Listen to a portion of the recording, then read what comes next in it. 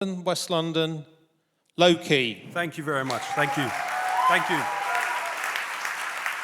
So, please, I do beg your pardon if I move around a lot. I've just come from a philosophy festival where I had to debate Peter Lilly, so I'm just trying to get the stench out.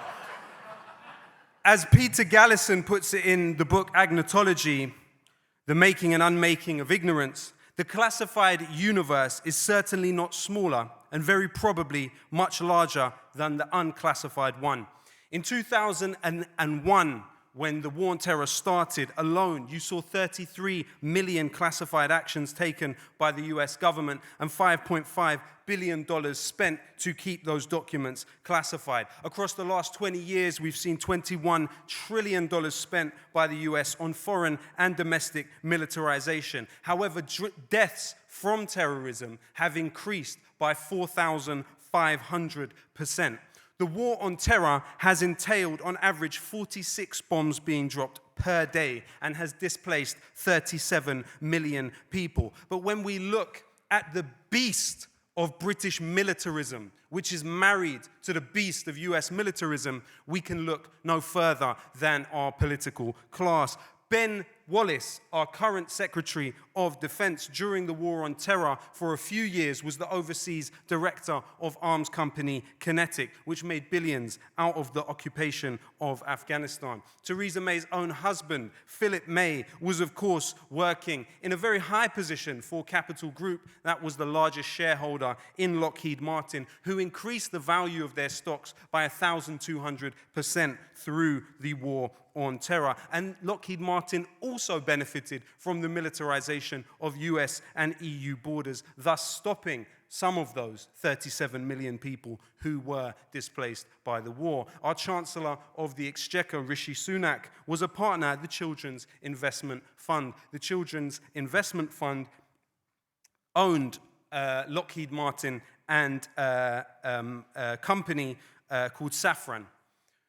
Obviously, partly, not completely. Now, Safran is the parent company of Securimetrics. Securimetrics is the company that was tasked by the US government with collecting the biometric data on 80% of the Afghan population. And as was mentioned, Tony Blair, when he appears in the news, it can't be forgotten that he's paid almost $1 million a year by Al-Mubadala, an organization based in the UAE, which had been sizing up $1 trillion worth of minerals in Afghanistan before withdrawal of forces. What about William Hague? He assures us that what happened in Afghanistan must not deter us from future military interventions. What he doesn't mention in his article is that he is also the senior vice president of RUSI, the Royal United Services Institute, which is funded by BAE Systems, Raytheon, Lockheed Martin, Shell, ExxonMobil, and Northrop Grumman.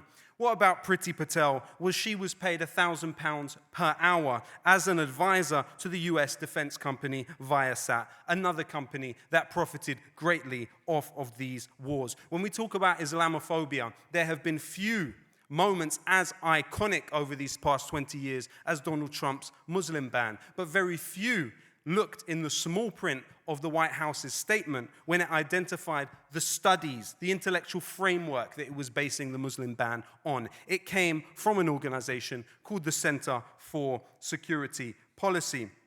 This organization is funded by by Lockheed Martin and Raytheon.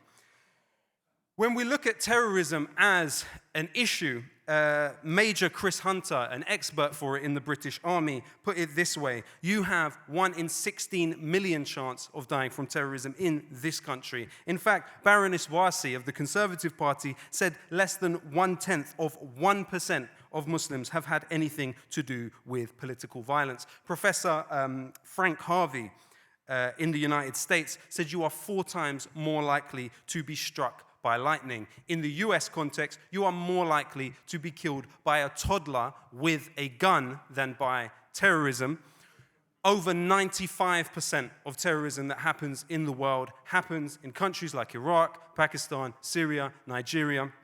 Far more people across the world are killed by other things, one of them being pollution. And just so we can get the scale, in its worst year, terrorism kills 25,000 people globally, but pollution is believed to have killed about 7 million people globally yearly. And now, when we look at the US military as the institution, which is the #1 cause of carbon emissions in the world, then clearly we have a major problem here. But when we look at the paradox of British policies, whereby they use Islamophobia domestically to push securitization of populations through the public and the private sector, but they also work to squash the Arab Spring by using mercenary groups within the Middle East. As was pointed out by David Miller, the PREVENT program in schools requires public sector employees to actually contravene the 2010 Equalities Act. Because what the Equalities Act says is that you do not have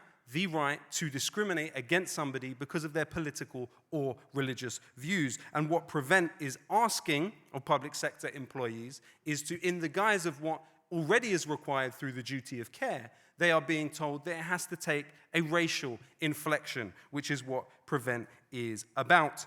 And that has a direct relation to what Gary Young picks out as 3 attacks against Muslims daily on average in this country. When we look at some of these policies like the Channel, an attempt to kind of algorithmatize Muslim children and how likely they are to become radical. Let's just hear some of the sounds, the signs of vulnerability which are identified. If someone looks sad, depressed, going through changes in their life, students who speak more than usual, students who speak less than usual, students who don't come to class, students who change their clothing, students who get tattoos. Channel Vulnerability Assessment Framework says the following: if someone has feelings of grievance and injustice, if they display a need for identity, a desire for status, a desire for excitement and adventure, a desire for political or moral change, or even being at a transitional time of their life.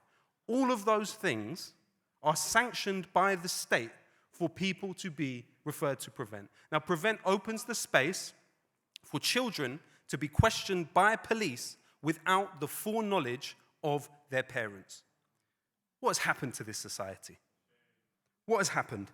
And when we talk even further at the extension of this, you have seen a child as young as 13 years old be referred to PREVENT for referring to something he called an eco-terrorist. So it has been extended, and we've seen the leaked report that was looking at including Extinction Rebellion in the PREVENT thing. So we see clearly the Magna Carta, this supposedly great signifier of Britishness, does not apply to some people within our society. And somebody who has been put into that space of rightlessness, which is the terrorist, is of course Julian Assange. You have bipartisan solidarity on that from Mitch McConnell to Joe Biden. Both have referred to him as a high-tech terrorist. That is the reason that he is being treated much in a way not completely dissimilar to those in Guantanamo Bay. He revealed some of those, WikiLeaks revealed some of those cases, and that's the reason, that is the reason that he's being punished today. So, just to end with, we now exist at a time where Britain has around 145 military bases around the world. Prior to the withdrawal from Afghanistan, it had military bases in 5 countries neighboring China. British militarism refuses to die, but they forget that World War I ended in mutinies. It ended with the SS Jolly George, where people refused to load weapons onto ships to go and strangle the Russian Revolution in its cradle, as Churchill said. Also, they forget Greenham Common, where today there is a plaque not marking the presence of the US base, but marking the presence of the women's campaign who stood there and resisted. We are on the right side of history. We're on the right side of history. We've beaten them before, and we will beat them again. Thank you very much. Thank you very much, Lowkey.